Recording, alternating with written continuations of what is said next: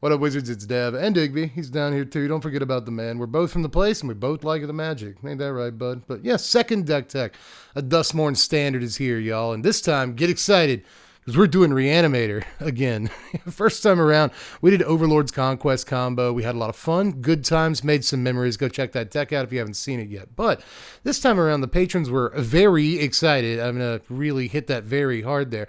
For Rite of the Moth. It means apparently I've cultivated an audience in my own image. I have a chicken now. You see, Rite of the Moth is actually two things. It's a Zombify, which shouldn't be anything special because, you know, Zombify is just 4-mana reanimation spell. But in a world where they've given us almost nothing but 5-mana reanimator spells for the last, like, I don't know, 30 years, whatever. It seems like it's been a long time. A 4-mana reanimator spell is actually pretty exciting. Zombify is great. But it's also an Unburial Rites, which is like unironically one of the best reanimator spells ever printed. So yeah, if they're going to give us something that powerful and standard, I'm probably going to, like a moth to the flame, you know, play the 4 of. That's what moths do when they get to the flame. I don't know if a lot of you knew that. They play the playset. Hey, Ziggy's here now. I got a lot of cats, man. Look, I think we'll be happy playing a playset of these, especially at 15 cents a piece. That's a steal. Deck's looking pretty budget. So what of our big dudes we're going to reanimate, right? We're going to play 4 copies of Atraxa to start that off. Sorry, the deck's not going to stay budget for too long, you know. All of our big dudes cost a couple of bucks. Don't worry, Ziggy's slapping me for that right now. Cool thing about Atraxa, though, is that we do play, like, obviously, creatures and lands in the deck, but there's some enchantments, instants, sorceries, even some planeswalkers, so we can usually get, like, 3 to 5 cards off of Atraxa, like, pretty easily, and in this day and age, you can't really count on just winning the game immediately once you get an Atraxa on turn 4, usually. There's a phase 2 of the game after that, and Atraxa sets you up for it pretty nicely. But just in case you're the kind of gamer that likes to reanimate a dude and actually keep it out, we're also playing 3 copies of Valgavoth, Terror Eater. This is actually a really sweet magic card. I kind of bagged on it a little bit during previous season. So I was like, he's a lot of mana. Don't we have better reanimation targets? Yeah, I think Atraxa is a better reanimation target, but I neglected to remember at the time that, like, Atraxa can't be the only reanimator target in your reanimator deck. There needs to be other huge dudes that have, like, real relevance in a game of Magic, and Valgavoth is perfect for that, man. You know, sometimes if you expect that your opponent has a sweeper specifically, like a Sunfall or something like that, you'll get the Atraxa out of your yard, you know, and just like draw 3 or 4 cards, whatever. You're happy about that. But if you think your opponent just has like point and click removal, a get lost, a go for the throat, something like that, get the Valgavoth instead. Most bothersome thing, or I guess the most mothersome thing, so stupid, about Valgavoth is that nobody knows how it works. I even forget how it works half the time because I'm a big dumb idiot. But yeah, a lot of times your opponents just won't account for the fact that, like, their cards are now kind of your cards. If they want to resolve a spell and then it goes into their graveyard, you get to play that get lost. You're like, whatever, now, so long as it didn't, you know, kill the Valgavoth. So that's something that a lot of people don't really catch. And it turns out that if you have, like, things that make your opponent discard cards or whatever, they have to be extra super careful about what they discard because maybe you need it and now you can have it. So if Valgavoth's not just like winning games all by itself because it's a huge flying lifelink thing, then, like, its ability wins games all by itself. I actually need a few more guys in this deck that are good for reanimation, and there's one that kind of perfectly bridges the gap here. It's Phyrexian Fleshgorger. I ended up on a full 4 of this card, which, like, I've done a lot of tweaking to this deck over the last couple of weeks, and I'm still not sure a 4 of is correct. I'm actually kind of into the idea of a 3 of, but don't tell it because it's going to come for me. You know, it's a scary creature for a lot of decks right now. It can't be cut down. It can't be go for the throated. It's pretty good against, like, aggro decks for obvious reasons. It's got a Menace too, so it gets through a lot on combat, and it's got that really sweet ward ability too. And if your opponent does somehow find a way to kill it after you play it on turn 3, you can just reanimate it later. It's a big 7/5 boy. So absolutely ludicrous dude here. Hello, Ziggy. Trying to get my attention because I stopped petting you for 3 seconds. I love you, buddy. Anyway, man. Yeah, Phyrexian Fleshgorger is obviously great, whether it's like relatively early in the game, you're just setting up like a wall that with lifelink against aggro opponents, or you're actually trying to get some damage in yourself, you know? Great for that. But again, later on in the game, it's a good reanimation target too. I'm playing one more like large-ish boy in this deck that we can reanimate if we absolutely have to. But in this case, we're kind of hoping to use him to set up our reanimation more than anything. It's 3 copies of Overlord of the Baelmerg. It's 2 deck techs. How much? 7 copies of this guy? At this point, I just keep playing him. I'm a little bit addicted to him. That's because he's so good, man. He comes down on turn 2, goes ahead and gets you a kind of impulse effect, often draws you a planeswalker, which he can do, and I think that's something we don't talk about enough with this card, but he can also just put a creature in your hand if that's where you want it, but mostly, again, we're trying to dump creatures into our yard on turn 2 with this. He comes alive most times after the sweeper occurs, after a sunfall or whatever. He'll come online and start attacking, getting you even more card advantage, and, your opponent's hoping to deal with all your huge reanimatable monsters and stuff, but they still have to deal with this 5/5 taking big chunks out of their flesh every turn too, so guy is really, really sweet for a deck like this. He helps set up your reanimation early, but is also a real threat late. But now's as good a time as ever to bridge into our stuff that puts things into our yard. Overlord is one of them, but we also got to play 4 copies of Liliana of the Veil. Liliana. I'm pretty sure that's how you say her name. Anyway, yeah, I think a lot of Reanimator decks are playing like 2 or 3 copies of this lady, and I don't really get it because Lily is the best card this deck could possibly play on turn 3. There just really aren't a whole lot of better options, man. So I'm all the way into the play set of this, especially given that an Overlord of the Bailmer can help find it on turn 2.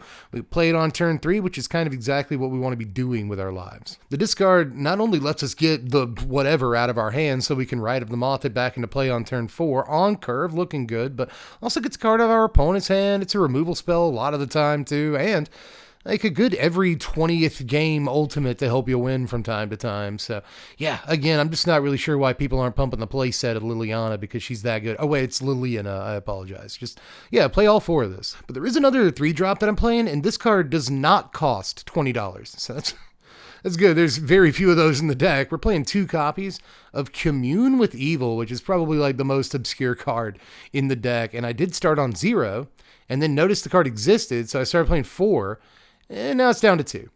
It's basically, if you haven't seen it, it's kind of an impulse effect. Look at the top 4, take any card from them, and then gain 3 life for 3 mana at sorcery speed. And the sorcery speed isn't super ideal or anything, but honestly, gain 3 life is not too bad. It kind of mitigates some of the damage that you're going to take from tapping out on turn 3 against a lot of decks in the format. So nice that it gains you the life. Usually black cards, it feels like they would lose you the life if they're also drawing you some cards, but the selection's important. Importantly, this helps you find the 4th land for a Rite of the Moth, which is kind of a function of the card that I don't think a lot of people would point out, but it's helped me a lot of the time. Also, just can put huge dudes into your yard, which is a huge obvious reason why we're playing the card, but it finds anything. So it can find a removal spell, or post board it can find a sweeper or something like that. So, no end to the important stuff this thing can find for you. And I honestly think 3 mana sorcery speed is not too much to ask, when again, it kind of cancels out an early attack step or something. So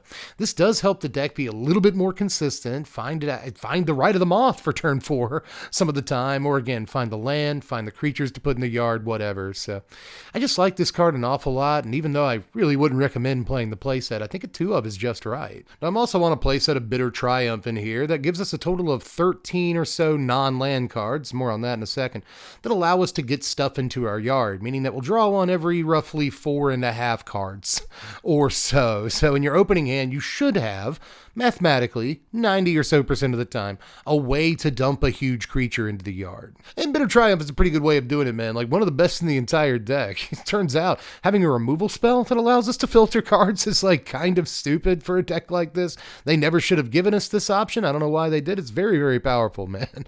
When you get to blow away their thing, Planeswalker included, by the way, which is pretty important part of this card sometime, and also have a way of offloading your Valgavoth. Yeah, you're gonna play 4 copies of that card. I also find myself kind of a lot, if I've already got the Atraxa in the graveyard or whatever, I'll just pay the 3 life, man. I need the rest of the cards in my hand to actually pull off the Reanimator plan, because all I have left is a land and a Rite of the Moth, so I need to make this work. So I don't really like discarding the card if I absolutely don't have to. I'll just take the 3. It's a lot better than taking 14 to the face from a slick shot. Now, the rest of the non-lands in the main deck are all just more removal. Sure, we got 4 copies of Bitter Triumph. That doesn't mean we're done. We've got 1 copy of Virtue of Persistence, which pretty good against, first of all, Heartfire Heroes, Cacophony Scamps, and stuff like that. The -3/-3 is pretty sweet because, they won't have as much power when they die, so you don't get zapped for as much, and also gains you some life Really good against aggro right now, but obviously this is kind of a 5th copy of a removal spell. Removal spell? Reanimator spell. There it is, in our main deck. Apart from that, there's 3 copies of Get Lost. You might expect to see Go for the Throat or something like that in this main deck, but no, Get Lost is just better. Kills enchantments. Let's go. Also Planeswalkers. That means we have like 7 main deck single target removal spells that just point and click to kill a Planeswalker, which is more than basically every deck in the format. So that'll help out against anybody trying to like force Super Friends right now. But there's also 3 copies of Cut Down in the main deck as a concession again to all those mono red decks and even the Deep Cavern Bats and Mosswood Dread Knights and stuff like that out there. Now, there's 25 lands in this bad boy, I guess we'll call it. A lot of them are going to be, you know, black and white duels and stuff like that. You know, we've got the Concealed Courtyards, the Caves, you might expect those. But obviously we've also got the Shadowy Backstreets and 1 single copy of Undercity Sewers in here. So that gives us 5 different Surveil lands, which will also help us get creatures into our yard sometimes. Apart from that, there's also 1 island and 1 forest, as well as 3 Fabled Passage. So that'll allow you to actually hard cast the Atraxa in the late game, which is an ability I think that you need in a deck like this, and it's really helped out a lot of the times. So make sure you remember that you only have a certain number, a finite number of Fabled Passages, and some of those might get milled by like Overlord of the Bale Merc. So again, make good use of them and make sure that you actually get the important basic lands when you do need them. Apart from that, this Fabled Passage is kind of expensive right now. It's shot back up to like $6 or $7, but hot pro tip, you can get a Wizards Play Network promo version of the card that's always foil and has a sweet retro frame, and it's actually one of the cheapest ways to get the card at like $4.50 right now. I think if you're going to buy the card in paper, that's the one I would buy. But anyway, that's all I got for the lands. Now, I was going to do a coffee break sideboard because you guys seem to like those, but I actually have kind of a lot to talk about with this sideboard because an awful lot of work, like more work than usual, went into this sideboard because I tried a whole bunch of different stuff, but I think some noodles finally stuck to the wall here, so let me show you what we ended up with. Just starting in curve order here, there's 3 copies of Duress because we're a black deck, and it turns out Duress is like super main deckable right now. I'm pretty sure you get away with playing a playset of this in best of 1, dude. Like, it's going to get a bunch of pump spells out of mono red's hands. It's going to get the Shard Mage's Rescue out of blue white, you know, enchantments hands and stuff. There's a fair number of control and mid-range decks that you can get the Caretaker's Talent or the counter spells out of or whatever. So this just does so much work right now. I found myself citing it in a ton of matchups, so I'm not even convinced that it shouldn't be in the main deck as at the very least a 1 or 2 of. I could see a world where you do that. It's just the rest is fantastic at the moment. Keep that in mind. You know, if you learn nothing else from this video, and I'm not even saying my videos are educational in any way, but I'm pretty sure you can learn that Duress is very, very good right now, and you should give it a shot if you're not yet. But apart from that, there's also 2 Ghost Vacuum in here, which we're kind of using because we know our opponent's going to be citing in Graveyard Hate, so we just want to get to our Ghost Vacuum before they get to their Ghost Vacuum or similar card. There's also an Anoint with Affliction in here, which I've kind of gone back and forth on, but this is in here not only to exile things like Heartfire Hero and the like, you know, Cacophony Scamp and stuff, so they don't do any damage to you, but it also just so happens to kill an Abhorrent Oculus and take it off the table forever so they can't just helping it hand back out. So that's a couple of pretty slick uses for a card like this right now. We're going to play at least one of them, but there's also a Nowhere to Run in here. I'd really like this to be a second Anoint the Affliction as the season goes on because you just don't see as many, you know, blue-white enchantments decks running Shard Mage's Rescue as you did at the very beginning of the season. So again, I think this could be a second Anoint like pretty safely, but if you find that you're still coming across Shard Mage's Rescue or, you know, the green-red aggro deck that plays a bunch of Royal Treatments or Snakeskin Veils or whatever, and like this card can still be pretty good. Nowhere to Run solid. Speaking of aggro, I might as well go ahead and tell you about the 2 copies of Malicious Eclipse in the deck because it's just there for obvious reasons. Not only is there mono red, but there's like red white still kind of running around. There's a Jeskai deck that's kind of like the old Boros deck that has Gleeful Demolition and Imidane's Recruiter and stuff. There's a Rabbits deck I play against like twice a day on Arena. You know, so there's all kinds of stuff that Eclipse is good against. And 2, exile is important. Apart from that, though, I got 2 copies of Exercise in here, man. This is kind of one of the weirder looking cards in the board, but I like it more than most disenchant effects, especially given, again, the exile is pretty important in Standard right now. But this is going to take out everything from Caretaker's Talent to Urbrass Forge to Simulacrum Synthesizer in the odd game or 2 here, right? And a bunch of other enchantments, especially. And there's a bunch of them too, you know, you got like all the overlords, people are playing those right now, and up Beanstalk, and like these are somewhat important to exile, so even at sorcery speed, I think Exercise is a pretty good card. Legions to Ashes, again, similar here, you know, this is sorcery speed, sure, whatever, but this just takes out like anything. It's really, really good right now against all manner of enchantments, artifacts, planeswalkers, whatever, but also, of course, creatures. Just I think Legions is a great card to carry in your sideboard at the moment, but there's also one copy, an Invasion of Tolvada, in here to give us a fifth, like, real Reanimator spell in matchups where we want it, but this also has a second side to it that gives all of our tokens a little bit of a boost, and that can be decent in long games. Apart from that, last card in the sideboard is the one copy of Kaya Intangible Slayer, which will come in mostly against mono white, but you can put this in any long game situation because it's really good against just about anything that does go long. But again, especially mono white, they just really don't have a whole lot of ways of getting rid of a planeswalker that has hexproof. This is normally the part of the video I might reserve for a little section on cards I didn't play or cards I tried and were kind of bad, but the general advice here is just not to play weak cards in this deck, and honestly, I'm pushing that philosophy by playing the 2 copies of Commune with Evil, but I ended up really, really liking it, and I think that we need more 3-drops in the deck, so Commune makes sense, and I got my reasons, right, but for the most part, when you look at this deck and you want to play things like, say, Split Skin Doll in the 2-drop slot, my advice is to simply not do that, because Split Skin Doll is not a very good Magic card, sadly. I also kind of think you have to go all in on your plan as much as possible, and like, I don't know, 14 slots in the deck are effectively taken up by removal in what at the beginning of the season was a very mono-red centric format, so you have to play a bunch of cutdowns and removal spells and stuff like that. So with that in mind, between the removal spells and the actual enacting the plan, I just didn't have room for strong cards either on some occasions. Things like Deep Cavern Bat is a great example, you know.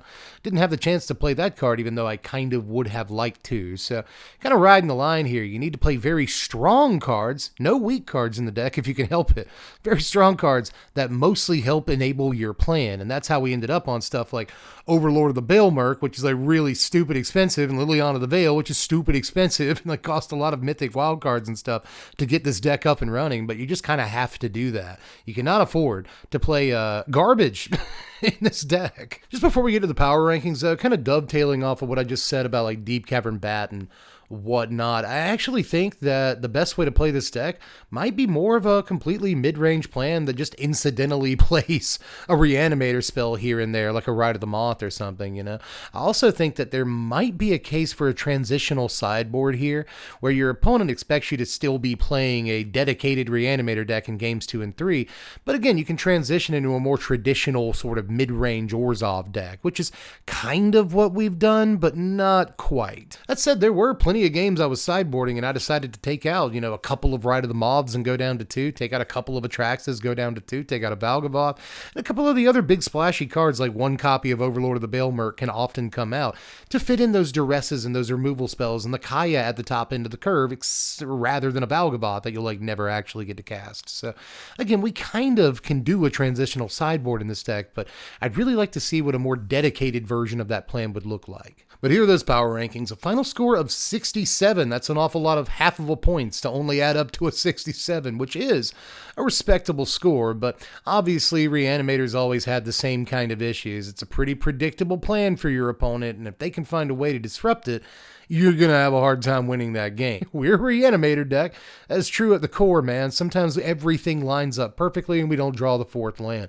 Sometimes we have 2 Reanimator spells in our opener and no giant creatures. Sometimes we have lands and creatures and a Reanimator spell, but no way of getting those dudes into our graveyard on the way there. So, you know, it's how a Reanimator deck works. Everything kind of has to stack up, right? And you will be taking more mulligans than usual. You know, apart from those consistency issues, the other big problem with the Reanimator deck, at least from a content creator perspective, is that it's really hard to find good games with the Reanimator deck, you know. Don't worry. We've got a pretty good example game today, but a lot of games just look like this one that's on your screen right now, you know. We're playing against Mono Red Leyline. They got to go first, but we have some early removal. We can get the Rite of the Moth on turn 4, and before we can even really target the thing we want to reanimate, they just kind of scoop the game, you know. It tends to happen an awful lot. If you get to turn 4 and get the Valgavoth or whatever and there's nothing they can do and they know it, a lot of times they just scoop and your game lasted, I don't know, 30 seconds or something like that. So it's kind of an empty feeling, but at least you won, and you will win a lot of games like that. But there's also games like this one against Domain. Now we're joining this game already in progress. Not much has really transpired. That we've cast Commune, they've cast Herd Migration. They just went with Overlord of the Hauntwoods on turn 3. So things are starting to heat up. We go with our own Overlord on the next turn, get our Lily back, something that happens an awful lot. She will be important this game. Our opponent gets second Overlord, this time the white one, and gets their couple of 2/1 flyers. We decide to go ahead and burn a cut down on one of them. We don't have too many other opportunities to actually cast that card. We cast Rite of the Moth and get our Atraxa back on turn 5. Then we use Atraxa to get Valgavoth, Get Lost, a land, and a Liliana. A pretty good complement of cards. We do have to discard one, but that's not a big deal. Opponent leylines our Atraxa. We discard our Valgavoth. So on this turn, they up Beanstalk, draw their card, attack with their 2/1, and decide to say go. Those impending counters are getting pretty low over there. We cast Liliana of the Veil. We sacrifice, or make them sacrifice, their 2/1 flyer if we can keep the board clear, and then we Get Lost their Leyline Binding, getting Atraxa once again. So she's going to draw us a bunch of cards again. Phyrexian Flesh Gorger, Cut Down, Concealed Courtyard, and Liliana. I believe we could have also gotten the Overlord because it's an enchantment, but our Overlord goes down to 2. They play a second Leyline on our Atraxa. So again, sometimes it's not all about just playing the Atraxa one time and winning the game. You got to go deep on occasion. But our opponent untaps, decides to Overlord of the Mistmoors, but pay all 6 mana for it, and they get their Overlord of the Hauntwood. So amazing turn for opponent over there, and they've got an Overlord on 1, so they'll get even more Overlord on their next turn. But we can Rite of the Moth our Valgavoth into play, have everybody discard a card. We're going to pitch a Liliana, and then they pitch Temporary Lockdown, which is sick, because we can just pay 3 life, play the Lockdown, get rid of all their small stuff, including their 2/1 tokens and whatnot. Pretty nice. Again, sometimes people just don't see what Valgavoth can actually do. They kill the Temporary Lockdown so they can get their Up the Beanstalk back, draw a card, and start drawing more cards as the game goes on. But we've still got this Valgavoth just kind of chilling over there. They attack into our Lily. We go to block and then decide maybe not. Maybe we shouldn't do that. So we just let them take our Lily. We've got another one in our hand. Big deal. They play Overlord of the Hauntwoods and get their Overlord of the Mistmoords. We decide to Bitter Triumph, duck the cut down to do that, and get rid of their white Overlord. Now we can Legions to Ashes away their Overlord of the Hauntwoods, and they have no threats in play for a few turns. We get in with Valgavoth. That's a huge life swing. And we decide to use some of that life to play their own Overlord of the Mistmoords out of exile. They also get an Atraxa here, but they also see the writing on the wall. It is just too late. They know we have the Liliana to make them sacrifice it, and they decide to scoop up the game because, again, there ain't much they can actually do here. Good game, opponent. Domain is no joke, and the reason that I chose that specific game for, the example game this time around is to show that we're not just a one-trick pony that, reanimates a guy and the game is over, doofus. No, I mean, this deck actually does need to run through multiple plans. It goes through, like I was saying earlier on Atraxa, multiple phases. Just because you can reanimate one creature does not mean the game is over, and this deck knows that full well. Again, there are layers to this deck's plan, and that's one of the best things about it in terms of how Reanimator decks tend to be built in the modern age, where often you are just trying to get a Boar Inoculus on turn 2 or something like that. You are just trying to Squirming Emergence on turn 3 for free thanks to Founding of the Third Path and win the game, blah, blah, blah.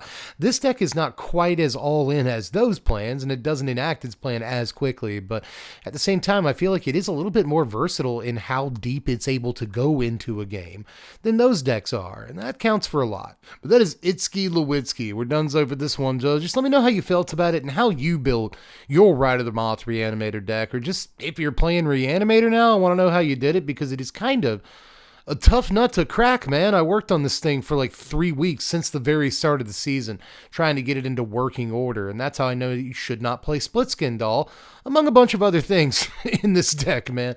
I know that it doesn't really seem like the secret sauce or anything, but again, just play powerful cards, you'll have fun playing Magic. Apart from that, I'll see you in the next one, which I can more or less promise will not be a Reanimator deck. Can we not do Reanimator? I mean, we've only got a couple of real videos, I guess, in quotations, before we get to Foundations preview season, which is coming up on us faster than any of us actually wanted to. Just remember to do all the YouTube stuff on your way out. Hit the like button. It's the one shaped like a thumb. It's a picture of a thumb. It looks like clip art of it's like a thumb. But apart from that, you can also sub to the sandwich so you can get more of these deck techs and the preview videos and the top 10s and the top 3 decks of the week. I put out a lot of gold content. Don't you want to be a part of the whole community? Anyway, that's more or less all I've got for this one, man. I worked hard on this deck, and I worked through a tooth infection, just in case you didn't know that about me yet. I've had a horrifying tooth infection for the last like 2.5 weeks now. I'm on antibiotics and stuff. The other day my face was swollen up like this, and now it's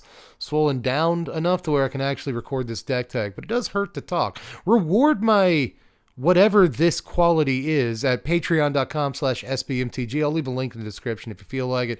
Just $1 a month to help support the channel and hopefully get my tooth not hurting anymore, because it does. But anyway, that's all I've got for this one, y'all. I said I'm donezo for this one, though. I said it's that is Allski Kowalski.